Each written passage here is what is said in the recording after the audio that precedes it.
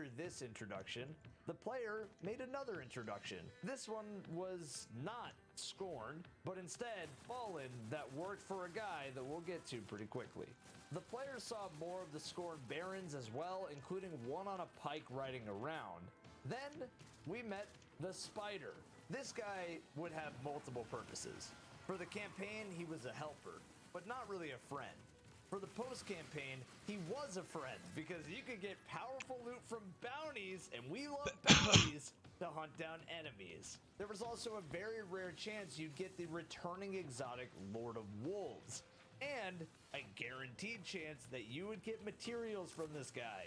The Spider always seemed like a character that was one step ahead of you, and at any moment he could have you killed if you didn't cooperate. Petrevenge was also here to give you your very first bow in Destiny.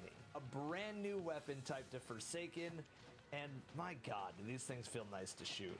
This bow wasn't good compared to the others, but I mean, like, come on, man, it's a bow. Like, it's so clean. It's so much fun. Petra and the Spider had the player doing some busy work and then a mission to kill the Fanatics champion.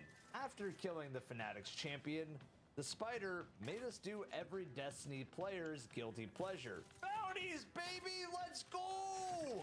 These may seem easy, but the Tangled Shore had areas that were 505 power, and we were a max of 420 power at this point. We had some busy work to do, and public events, something everyone hated in Vanilla Destiny 2, had a new one on the Tangled Shore. You could tell already that this DLC was made to be the complete opposite of Vanilla Destiny 2 in every way, making the player work their butt off even in the campaign. Once those 5 bounties were done, it was time to be introduced to the names of the Scorn. Rexus Vaughn, the Hangman. Canix, or better known as Scorntanix, the Mad Bomber. Araskus, the Trickster. Kirax, the Mindbender. Yavix, the Rider. The one who shot Cade's ghost. Pyria, the Rifleman. Elicris, the Machinist. And our fence-head friend, whose curse is that he cannot die, Fikrul, the Fanatic. All of these Scorn Barons were led by one man, the man who put the final bullet in Cade, Uldren Sov. 7 Scorn and 1 Crow to hunt down and kill in this Western bounty hunter story of revenge. You could fight them in any order you wanted at launch, with these missions just being adventures. The power level varied between 390 and 440, but most players were going to suffer if they did all of these in a row without stopping to get some loot just from exploring the Tangled Shore, incentivizing people to explore the area. So for the sake of this video, I am going to go easiest to hardest mission. Yavix, aka the Rider, leader of a bombastic gang of pike-riding Earms. They sow chaos everywhere they ride. The first mission had the player bounty hunting down the Rider on a pike that they needed to calibrate and assemble, with some wonderful sound design and visual design for the Rider in an area that gave off a true Mad Max showdown.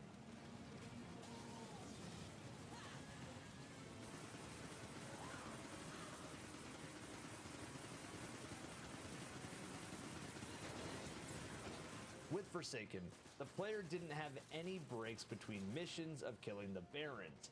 No padding like the series had been panned for. No wasting time. Just get right into the fights. The power level of each mission, like we discussed, increased, incentivizing players to explore the shore. But you also didn't have to. You were going to get shit on by the bosses, but they did all drop a piece of Forsaken loot, whether it be armor or weapons. Remember, random rolls were new again, so everything you got was super exciting. Even cooler was that the drops from the missions were all tied to the Tangled Shore, so there was no world loot pool here, just Reef exclusive drops.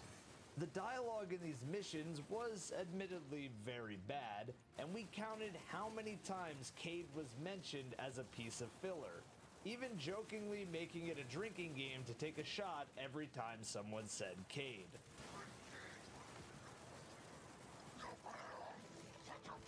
Oh? Alright, we're on the Cade count at number 2. Next one up. The trickster, Araskis. A liar and a schemer. Friendly advice. Trust nothing she touches. This enemy had exotic engrams that were bombs and heavy ammo bricks that were bombs and chests that were fake. This was the Grasp of Avarice before the Grasp of Avarice. And if you've played the Season of the Lost Astral Alignment, the Trickster model shows up as one of the bosses, but with another Baron's mechanics we will talk about later. The Trickster was a tease. I wanted all of the Forsaken exotics. I didn't want some stupid bombs instead. I wanted this secret chest that had me blowing up doors and spawning ships to blow up more doors. I didn't want a material that was useless instead, but the Trickster didn't care, so I killed the Trickster. Mechanics, the mad bomber. Emphasis on mad. Demolitions expert with an irritating way about him. The next mission was against the Mad Bomber, who was very happy to tell you that Cade died.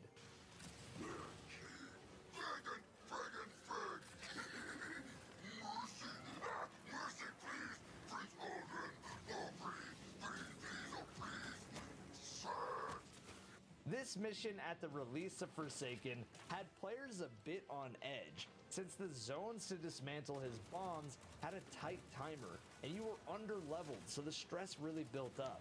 The finale of this mission even had an escape section with some well-designed enemy placement in certain spots. You know, what was the Mad Bomber thinking, putting a 1-minute timer on this thing? Yeah, that's what I'm saying, man. It's Ian, okay. Oh! Wait, we actually died. Wait, we suck. Bruh. Go. I'm not gonna lie, guys. I really like this mission, and I could tell that Bungie put in a lot of effort, having those swinging lantern enemies right next to mines that could blow you up in a tight zone while you're trying to dismantle more mines. After the Mad Bomber came the Hangman. Rexisva, the hangman. The silent sadist used to dock the arms and dregs with his bare hands. A Baron that kidnapped and murdered Spider's henchmen. That's pretty dark. This dude may look familiar if you've played the mission Presage, but this was his original story. Swinging a big lamp and attracting every moth in the general vicinity. I feel like they just didn't know what boss to put into Presage, because there's no like new thing for the Scorn, so they were like, you know what? Hangman. I found this Baron to be the most forgettable of the bunch for no real reason. He was just kind of basic compared to the rest. The next one up, and probably my favorite Baron, was the Mindbender. Hyrax, the Mindbender, has a rep for manipulation, has a morbid obsession with the Hive. This boss was trying to be Galron before it was cool to be Galron, and he had a funny hat to command the Hive. He also had the name of everyone's favorite shotgun, the Mindbender's Ambition. What made this one stand out was that he commanded the Hive. He had a spooky ritual in front of a door. He had an ascendant plane with tentacle monsters in the background. Sure. In-game. In-game, this guy's into some ribbon tentacle stuff, you know? And had a secret emblem for those who made the climb to grab the key. The Mindbender had the most mystery, since he was a resurrected zombie that was trying to command a whole nother race of enemies. I almost wish the strike for the Mindbender's Ambition was this mission and not the strike we received. The highest leveled Baron for the adventures was not trying to command other enemies, but instead make copies of himself. The rifleman, Pirha, the only fallen alive who can make the shot that mortalized Cade 6. The Rifleman, use the Queenbreaker's bow, an exotic that would come back in this DLC to kill Cade's ghost and every invader in Gambit. After you beat the Rifleman, his eventual punishment was that players would just material farm off of him. So yeah, that's what you get for killing Cade, bud. I really enjoyed this fight since it was an area we never visited again, until I found out that this area was the home to the PlayStation exclusive Strike. Now that PlayStation owns Bungie, please no more exclusives, man. This was also the other half of the Astral Alignment boss fight, being the mechanic to the Trickster's model. The Rifleman went down like the rest and was a pretty fun fight being underleveled. Alright, now that the adventures were done, we get to see just what Uldren Sov was really up to.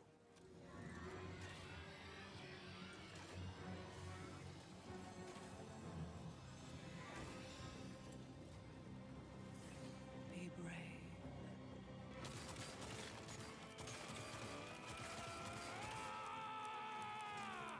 Now take it.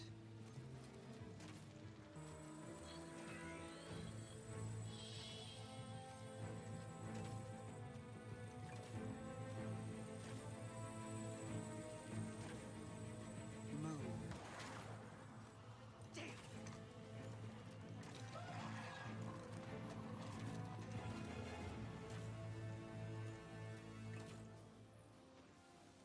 Petra really should have been on a controller for that snipe. Oh my god, throw on a targeting adjuster mod. How do you miss that? Either way, Uldren became a Sith Lord and now had a shard of light from the Traveler to do some spooky bad guy stuff. We have the light and we used it on the next mission. The Machinist, aka you got sad it wasn't Siva. This mission was an all-out war with tanks, enemies everywhere, just full D-Day style. The Machinist had some neat mechanics, launching missiles from her back into the air and down at you like a javelin missile. Once the Machinist went down, it was time to take out the big guns, but not before another cutscene.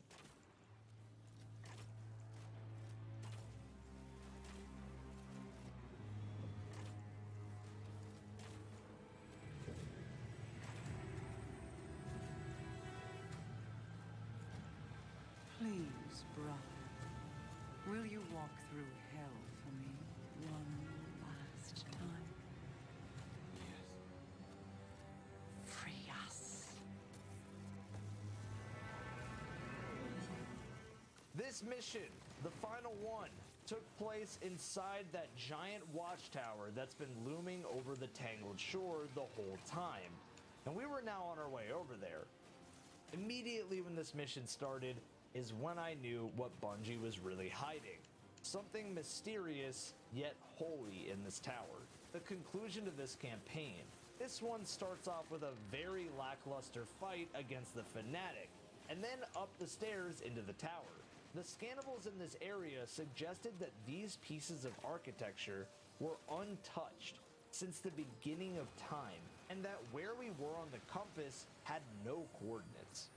Once we entered the portal to an Ascendant realm, and through all of these Taken enemies, oh my god, are we fighting the Taken and the Scorn? We arrived at the reveal of the DLC's real villain.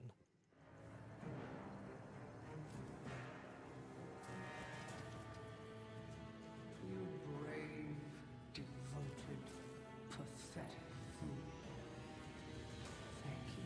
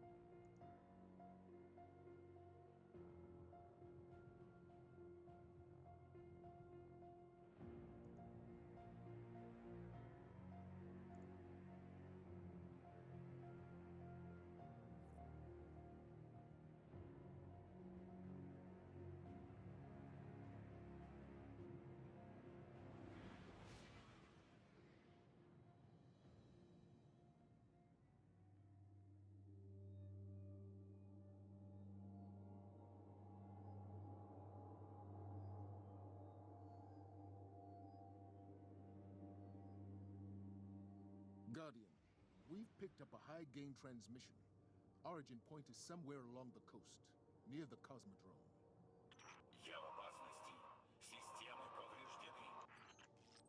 That's Rasputin, the AI Warmind. If I'm understanding him correctly, it's a distress call. There are so few ballet fans left, Guardian. It'd be a shame to lose him.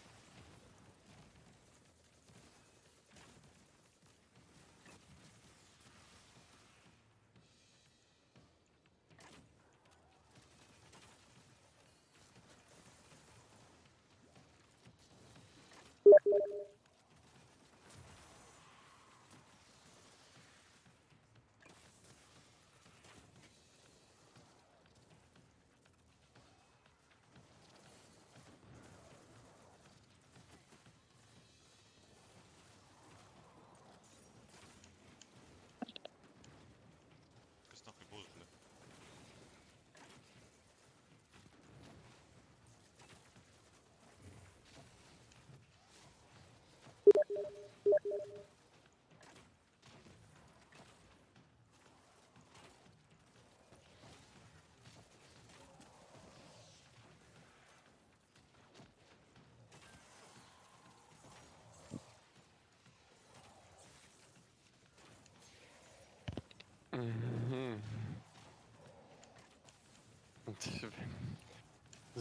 Sveicināti. Jā. No.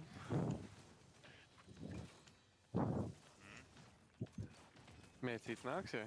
Jā. Davai. لا يبا Sird. ده كابس بلاد سايبه Kas ir kebīte? viņam labas lietas ir inventarijā, jo apslāptais miljonārs. Jebā, cik daudz čest. Ej, tīrs tev vēl tāds ir labs. Wildfire case. Inventārijā. Tev arī ir labas lietas. Bļē, Ir ok, jā. cik Wildfire case maksā? Trīnī, 4. Man tas šķiet kaut kāda ēriktība jau bija.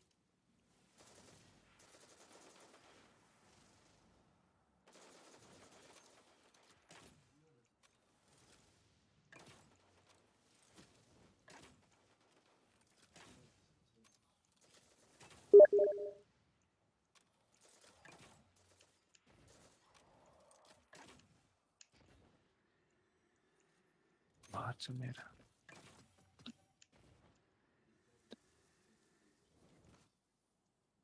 Oh, what is the grip? Nice. Fury halā.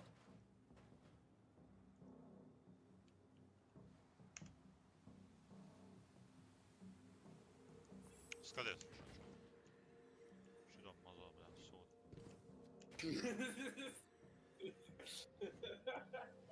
Tu bļārdies.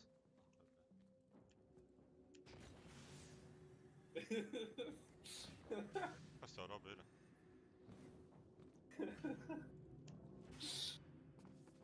Kauns palika bijām. No kā?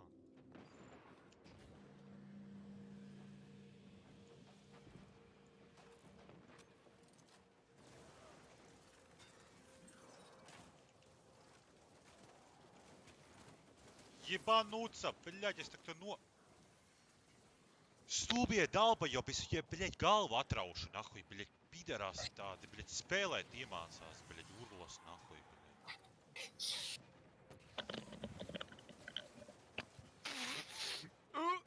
Skaties, labi. Dalbajobi nemāk spēlēt. Kas nemāk spēlēt? Kur viņi Paskaties, dzīvo? paskaties, es tev aizmetu linku. Ja aizmetu, pizdi jāiedod viņam. Man jāiet ārā no cēsiļa? Nav jāiet tam ārā no cēs. Kāpēc jāiet ārā no cēs? Kur tu man atsūtīji? Ā, Discordā. nu tad ir jāiet ārā no cēsiļa. Jo? Oi, mērcītī, nu nesācē. Nu, es vienkārši nezinu, kāpēc tā būtu jāiet ārā no cēs. Tā, kur tu mani? Mērcis Grūbers, rekur. Sukas, blядь. Destiny 2? Kas ir Destiny 2? Blядь, paskaties. Destiny 2? Kas ir Destiny 2? Blядь, paskaties. Nu, kaut kāds čorts, karoči.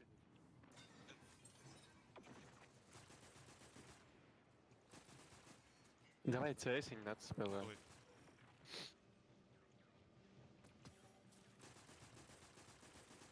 Davai cēsiņu atspēlē. Tas tā pīsma galva.